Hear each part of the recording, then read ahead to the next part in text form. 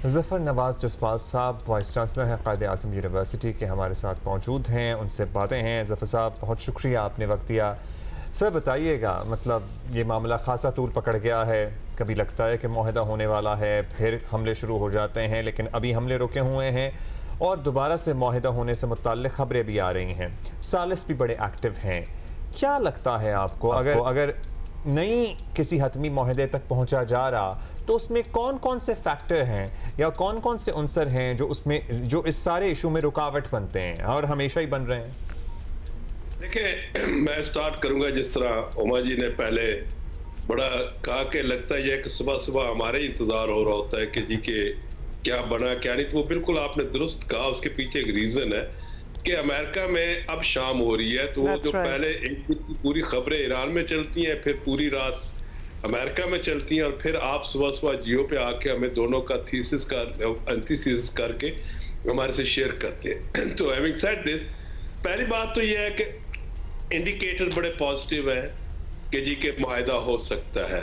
आपने भी अभी कहा कि जी के ईरानियन जो ट्रंप एडमिनिस्ट्रेशन के अहम रुकन कह रहे हैं कि जी कि यहाँ से तो ट्रेड हो रही है। ये बात दुरुस्त है कि कंट्रोल ट्रेड तो हो रही है, मगर जिस तरह स्ट्रेट ऑफ हॉर्मुज़ में पहले ट्रेड होती थी बगैर किसी खतरे के, बगैर किसी खौफ के, वो तो नहीं हो रही। लिहाजा अब दूसरी बात यह है कि ट्रंप का जो इस वक्त इसके ऊपर बड़ा इंटरेस्टिंग है, वो कहता तो है कि I launch the epic fury. अब ये नजर आ रहा है कि ये उसका एपिक फेलियर नजर आ रहा है हमें, और यही मेन इसका जो है प्रॉब्लम है।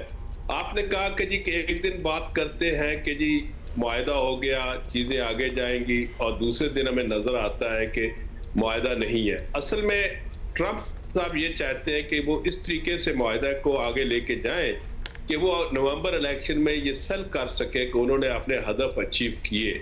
अगर उनका एक हदफ था कि न्यूक्लियर पे, तो वो तो अचीव हो जाएगा, टेक्निकल टॉक्स शुरू होंगी, मगर वो एक प्रोलॉन्ग प्रोसेस है। वो ये चाहते हैं कि आज ही ईरान वो साइन कर दे, मगर ईरानियंस का एक अपना स्टाइल है, वो प्रोलॉन्ग करेंगे। अगर आप देखें पिछले फरवरी 28 से लेकर अभी तक कहीं भी हमें ईरान नजर नहीं आया कि जहाँ पे वो एक कमजोर नजर आया हो, या डरा हुआ हो, या सहमा हुआ हो। चाहे इसने कहा, ट्रंप ने धमकी दी कि मैं पूरी सिविलाइजेशन ईरानियन खत्म कर दूंगा, और अभी भी उसने कहा कि सेकेंड वर्ल्ड वॉर के बाद ऐसा हमला नहीं हुआ होगा। देखिए, इसमें बड़ा क्लियर मैसेज है, वो है न्यूक्लियर वेपन्स यूज करने का। वरना सिविलाइजेशन बमिंग से तो हो सकती, तो अब तक हो चुकी होती। तो लिहाजा वो थ्रेट पूरे दे रहा है, जो उसके पास है यूज ऑफ न्यूक्लियर फोर्स का ये थ्रेट है, मगर ईरानियन कहीं भी नहीं सबमिट करे। तीसरा पॉइंट ये आपका कि जी के कौन से फैक्टर्स हैं। एक तो ट्रंप का जो है बगैर किसी एनालिसिस के हमला करना और बिल्कुल ही फेल हो जाना, और उसको किस तरीके से अपनी साख बचानी है। दूसरी तरफ ईरान के अंदर भी जो रूलिंग एलीट है वो अब हार्ड लाइनर है, उनकी सारी लिजिटिमेसी स्वाय इसके और किसी पे नहीं है, नेशनलिज्म में, और उसमें दुश्मन होना जरूरी है। आप दुश्मन से निगोशिएशंस कर रहे हो, पैसे ले रहे हो, तो अवाम में तो कुछ और भी होता है।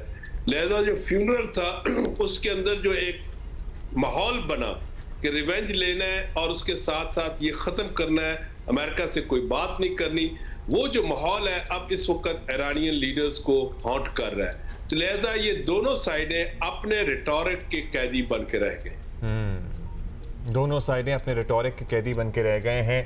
अच्छा, ये जरूर बताइएगा, अमेरिका की साइड से जो स्टेटमेंट्स आते हैं उसमें तो हमें नजर आता है कि ईरान इज वेरी अनफेज्ड। उनको इट सीम्स लाइक उनको पता है एग्जैक्टली हमने क्या करना है। They are taking their time, they are not in a hurry, कोई जल्दबाजी में काम नहीं हो रहा। हाउएवर विद इन ईरान वो जो हम लैक ऑफ यूनिटी की बातें करते थे कुछ अरसा पहले तक, वो अब हमें शायद थोड़ी थोड़ी नज़र आना स्टार्ट हो गई हैं। वरना प्रेसिडेंट ईरान के जो हैं मसूद पेज़ेश्कियां, उनको ये क्यों कहना पड़ा कि उनसे इस्तीफ़ा मांगने की जो बात हो रही है वो गलत है, वो उसकी तरदीद कर रहे हैं। मतलब काफ़ी लंबी चौड़ी इस पर उन्होंने अपने इंटरव्यू में बात की। अब नेचुरली कुछ बात तो हो रही होगी, उनका सिविल और उनका मिलिट्री जो है they are clearly not on the same page.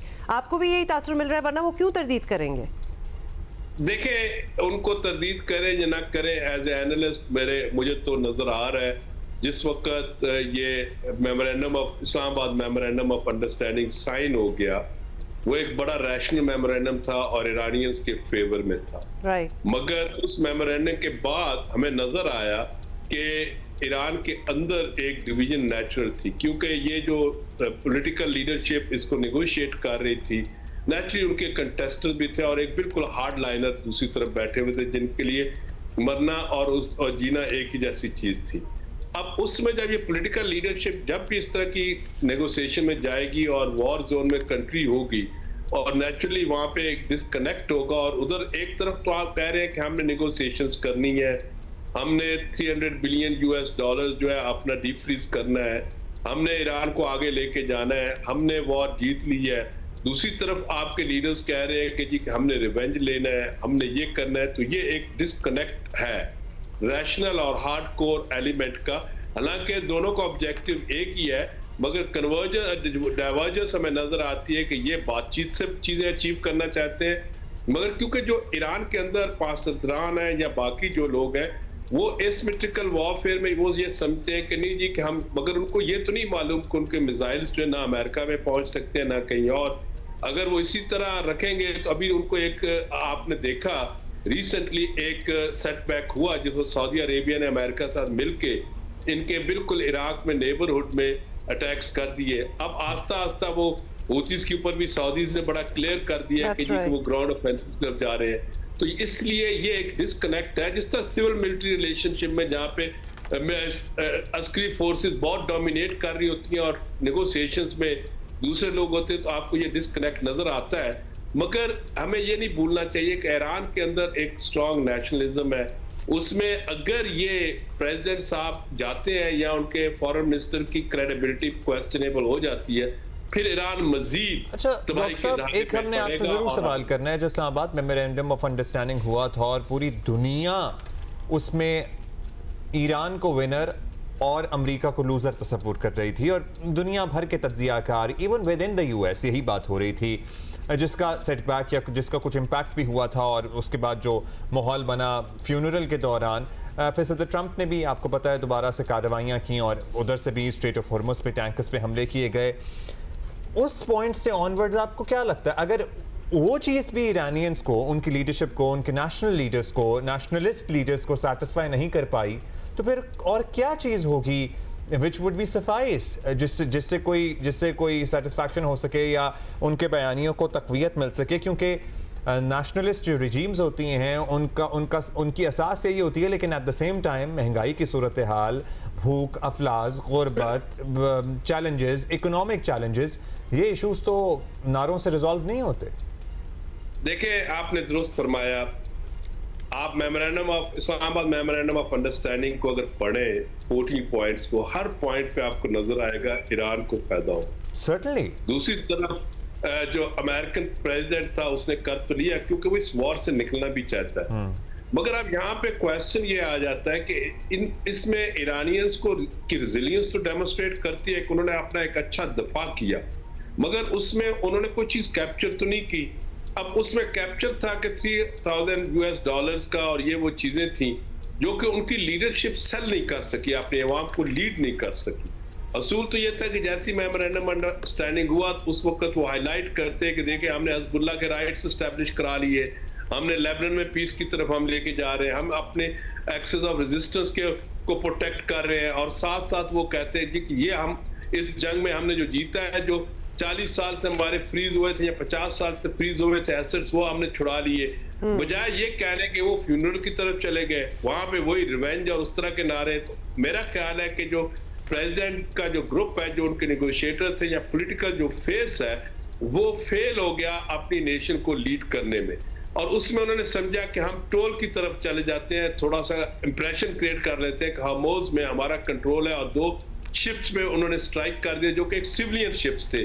उसमें पूरी दुनिया का रिएक्शन आया और उसके बाद से चीजें उनके हाथ से निकलती हुई नजर आई। पाकिस्तान ने बड़े सब्र और तहम्मुल के साथ दोनों साइडों को एंगेज रखा। कतर के ऊपर हालांकि हमला हुआ, उसके बावजूद उसने एंगेज रखा। तो ये अभी तक ईरानियंस के फेवर में चीजें जा रही हैं, मगर देखना यह है कि ईरानियन लीडर्स की रिस्पॉन्सिबिलिटी है कि वो अपने लोगों को जो है एक रियलिटी की तरफ ले आए कि विक्ट्री का ये मतलब नहीं है कि उन्होंने US को डिफीट दे दी। विक्ट्री का ये मतलब है कि US तो एक मिलिट्री ऑपरेशन करने आया था अपना, उसने करके चला जाएगा। इसराइल ने भी इनकी तबाही मचाई। ठीक है कि इन्होंने रेजिस्टेंस डिफेंस में इनका आया तो उसको हमने इंटरप्रेट कर लिया कि जी कि ये जीत है। जीत में क्या है कि तबाही हुई है उनकी बहुत ज्यादा, और मजीद वो पीछे चले गए। तो इस सारी चीज को जब हम देखते हैं तो हमें नजर ये आता है कि जी कि ईरानी leadership has failed to convince या sell the memorandum of understanding अपने लोगों को। शायद सिचुएशन ऐसी बन गई थी। Right, got it. Dr. Zafar Nawaz Jaswal, thank you so much for your analysis. और यकीनन ऐसा ही है, मतलब ये हार और जीत वाली बड़े ही सरफेस के टर्म्स हैं, इनके नीचे बहुत ज़्यादा गहराई भी है। बिकॉज जीत का मतलब ये नहीं है कि जो दूसरे को तबाह कर दिया हमने और ईरान ने कहा कि जी we have vindicated ourself. Iran ने अमेरिका के जो टोटल प्लान्स थे वो होने नहीं दिए। और तो तबाही तो ईरान में जो हुई वो तो हमारे सामने ही है, वो हमने देखी भी है, but they did not let America get away with it. ये बहुत बड़ी बात है। और जो हुर्मुज़ में हो रहा है वो तो खैर पूरी दुनिया उससे सफ़र कर ही रही है। उन्होंने कहा हम क्यों सिर्फ जाएं, हम सारों को जो है वो फील कराएंगे कि what this war actually means.